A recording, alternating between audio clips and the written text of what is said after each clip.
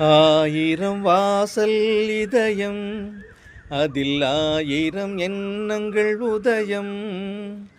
யாரோ வருவார், யாரோ இருப்பார், வருவதும் போவதும் தெரியாது.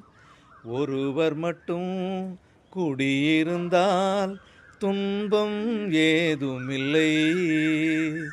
ஒன்றிருக்க ஒன்று வந்தால் என்றும் அமைதி இல்லை.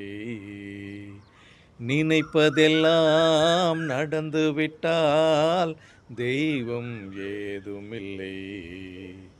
நடந்ததையே நினைத்திருந்தால் அமைதி என்றும் இல்லை. முடிந்த கதை தொடர்வதில்லை, இறைவன் ஏட்டினிலே. தொடர்ந்த கதை முடிவதில்லை, மனிதன் வீட்டினிலே.